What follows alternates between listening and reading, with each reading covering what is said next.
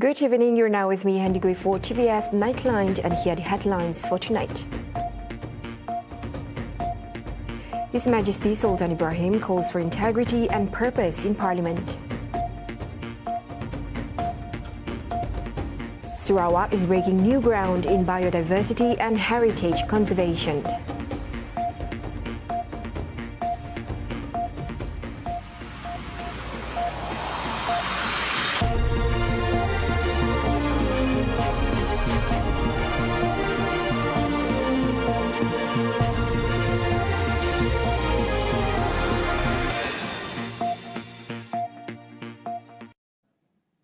Sarawak's green economy initiatives continue to draw international investors, including Capricorn Investment Group, a leading US-based climate investment firm.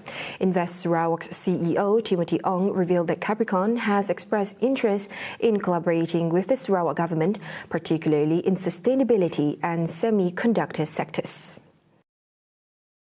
It's also the partner's first visit to Sarawak, and I think he's really impressed with the vision for the Premier as well as what they could actually do to contribute. So that was the essence of that visit. Yeah, there are projects along new energy, there are projects along, of course, in the aerospace sector, the space sector, new energy batteries. Ong said after paying a courtesy visit to Sarawak Premier, the Pengitan Sri Abang Johari Donopeng at Wisma Papa Malaysia on Monday. Earlier, Prime Minister Datuk Sri Anwar Ibrahim announced plans for Sarawak to become Malaysia's energy hub, a move expected to attract further investments. In other news, Mitsubishi Corporation reaffirms its commitment to strengthening its over 50-year partnership with the Sarawak government.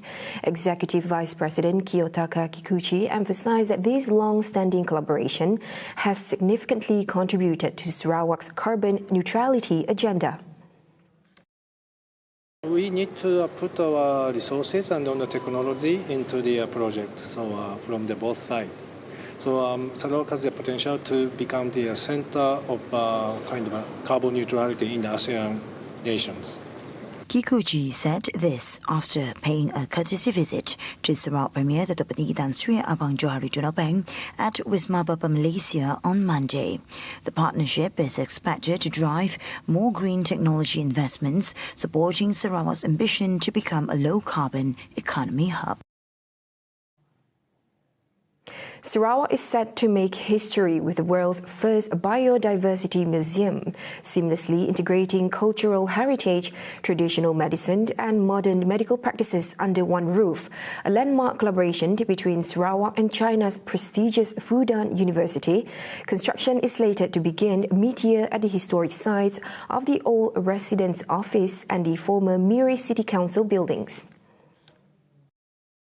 Speaking at a press conference in Wisma Papa Malaysia earlier today, the director of the Institute of Integrative Medicine at China's Fudan University, Professor Dong Jing Cheng, emphasized the museum's role in showcasing medical knowledge from multiple perspectives, blending science, tradition and culture. First, we try to establish the institute and museum. Then in future, we try to establish the university and hospital, teaching hospital, and so on. So this our dream. Also, is this our plan in future for future. The museum will be part of Fudan University's establishment in Sarawak, which is a key component of the Kenyalang Smart City in the heart of MIRI. The project will also integrate artificial intelligence in medical applications, offering visitors an interactive medical consultation experience. It will also incorporate artificial intelligence or AI in medical applications, including an interactive medical consultation experience. Meanwhile, Chairman of Imasa Dynasty Teo Ah King highlighted ongoing discussions with the Sarawak Biodiversity Centre, focusing on collaborative efforts to boost the economy and advance modern medicine for future generations. And hopefully we'll see very soon the official signing between the state private sector in Masa Dynasty and the Fudan University, together with Professor Slander Institute. The Kenyalang Smart City aims to leave a lasting legacy in MIRI, fostering growth for generations to come.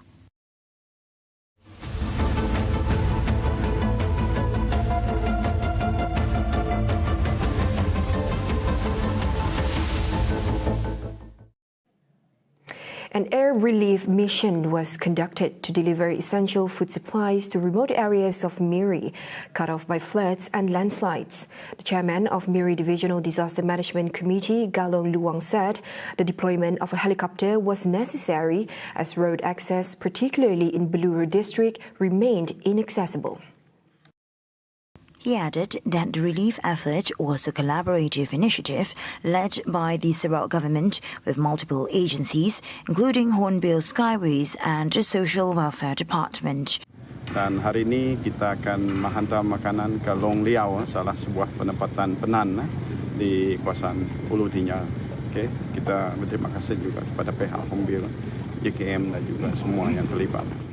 The operation involves an Airbus EC-135 helicopter operated by Hornbill Skyways, piloted by Captain Christine Longalalo and Captain James Dario Caniro.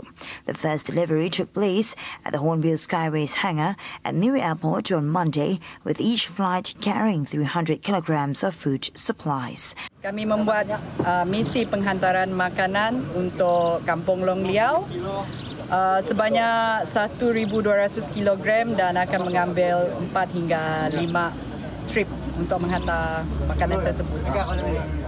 The humanitarian effort is expected to provide much-needed relief to more than 432 Penang residents affected by the disaster, ensuring they have sufficient food supplies.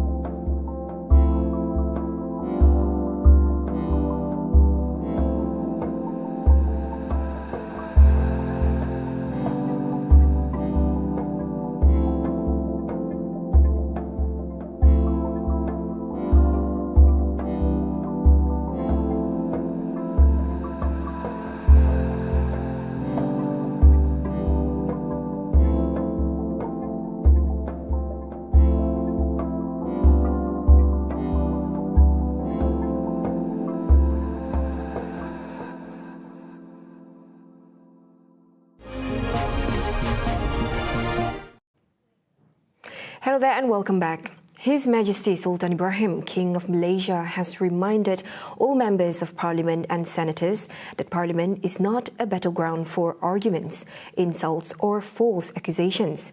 Instead, His Majesty emphasized that Parliament is a sacred institution meant for debating issues that serve the people's interests and the nation's prosperity. The King also reiterated that Parliament is the country's highest legislative body, serving as a platform for the people's voice, lawmaking and government oversight. Ahli-ahli yang berhormat, hendaklah menjadi benteng perpaduan negara dan bukannya ejen pecahan rakyat.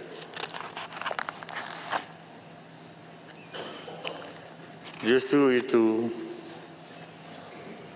hentikan tindakan bermain politik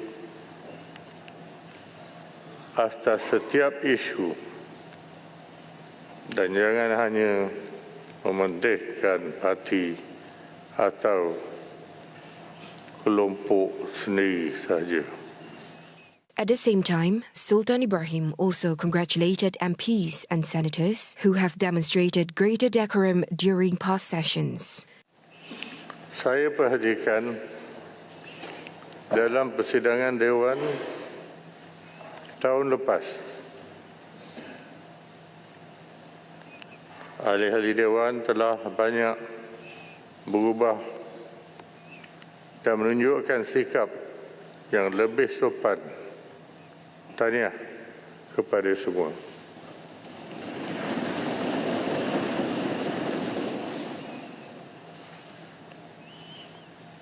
Namun begitu, ada juga segelintir yang suka untuk membuang tabiat lama. Tidak perlu saya senaraikan perangai buruk tersebut kerana saya percaya setiap ahli sedar dan tahu bagaimana untuk menjaga tingkah laku masing-masing. His Majesty also expressed gratitude to leaders for maintaining political stability, which continues to support the country's economic and social progress. As the 2025 ASEAN Chair, Malaysia is considering expanding participation in the ASEAN Gulf Cooperation Council GCC Summit to external countries. Prime Minister Datuk Seri Anwar Ibrahim stated that the proposal was put forward by the President of the Associated Chinese Chambers of Commerce and Industry of Malaysia, ACCIM, Datuk Ng Yiping. And Datuk Ng mentioned the idea that we promoted to have ASEAN GCC with Chinese presence, and we are now thinking of opening up to allow participation of other countries, including the United States, the European Union. But the focus is, of course, the region. The region means ASEAN and our neighbors.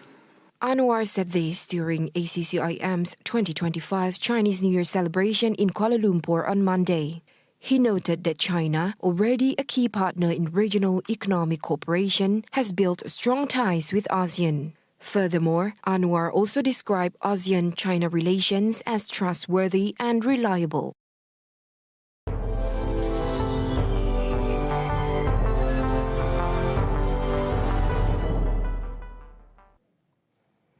An explosion at a residential complex in Moscow on Monday killed one person and injured four others, including a Ukrainian separatist fighting against Kiev. Russian news agencies reported that among the wounded was Armin Sarkisyan, a former boxing official from eastern Ukraine. Russia has faced a series of assassinations and mysterious explosions since launching its full-scale offensive against Ukraine. According to a local news agency, one person died and four others were seriously injured in an explosion, as confirmed by health officials. Initially, Russian media reported that the head of a separatist boxing federation in Gorlivka, eastern Ukraine, was killed, but later clarified that he survived. Additionally, local media also quoted emergency services stating that the blast was caused by an explosive device. See the world closer with TVS as we bring you the latest news updates both locally and internationally. For more headlines anytime, anywhere, just head on to our official website at tvsarawak.my or follow us on our social media platforms. Those were the updates on TVS Nightline. I'm Handigui. Thank you for watching. Have a good night.